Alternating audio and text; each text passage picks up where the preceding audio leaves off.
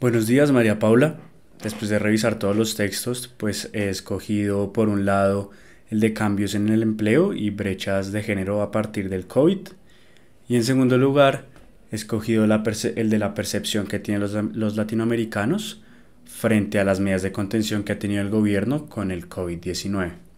Entonces, arranquemos con el de cambios en el empleo y brechas de género a partir del COVID. Uno de los argumentos que encontramos en este texto es que precisamente hay unas brechas de género que se están pronunciando por el COVID-19, por la pandemia.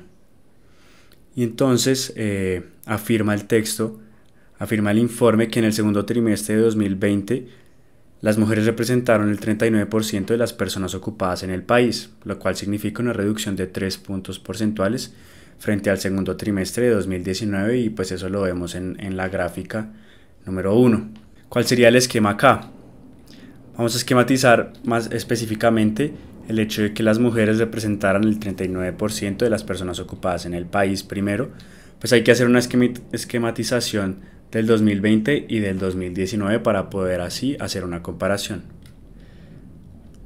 Entonces diríamos que el esquema del 2020 sería el 38.7% de las personas ocupadas observadas en la muestra de todos los colombianos con trabajo en el segundo trimestre de 2020 son mujeres.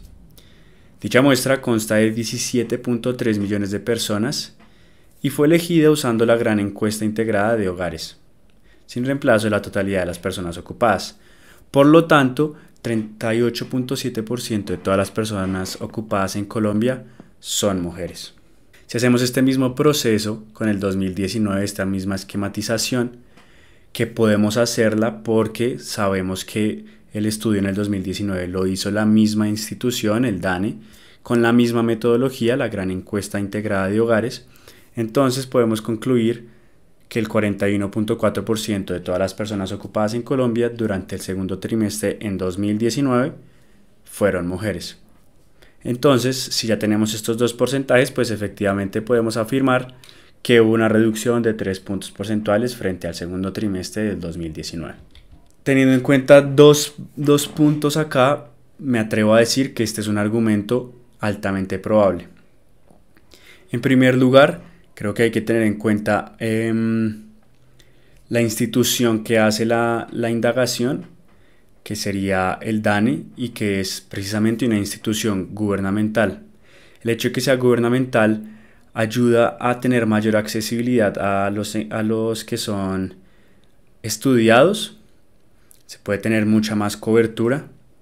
Las personas están más dispuestas a responder porque es el gobierno a quien le están respondiendo.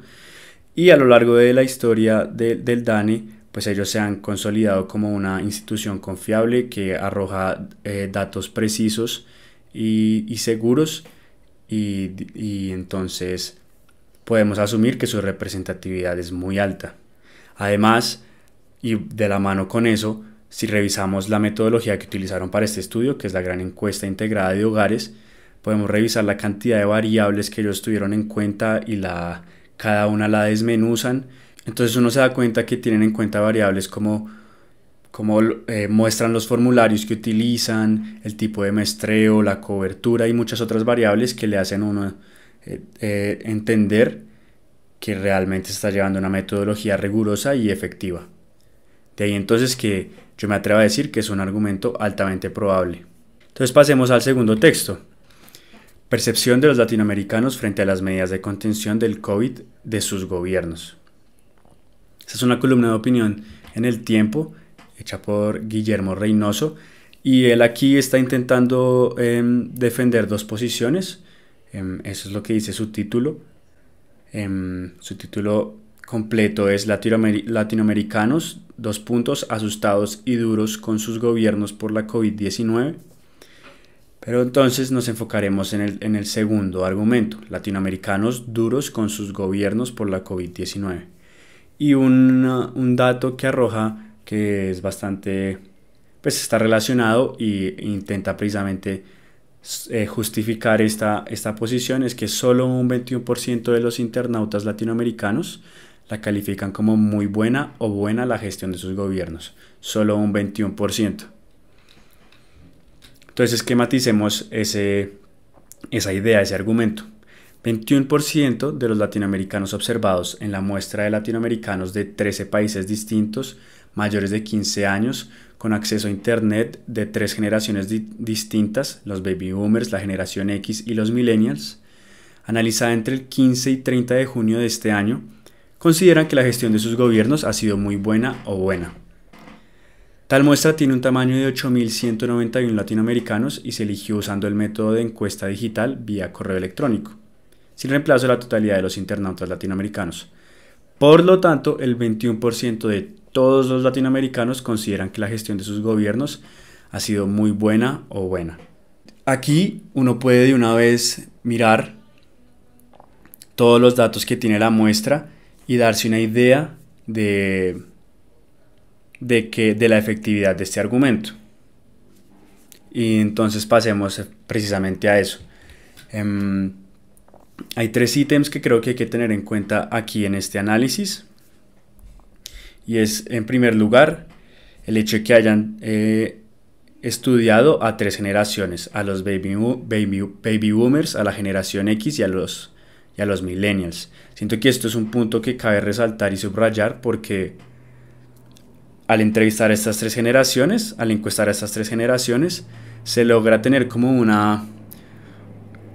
mejor recorrido de la percepción general que tiene la población y no nos sesgamos a lo que dice cierta población, a cierta población demográfica, no nos sesgamos a ver lo que piensan solo los jóvenes o solo los adultos o solo los ancianos. Entonces ese es un punto a tener en cuenta. Un segundo punto que a mi modo de ver hay que considerarlo, no es lo más importante, pero hay que considerarlo, y es que la muestra implica que las personas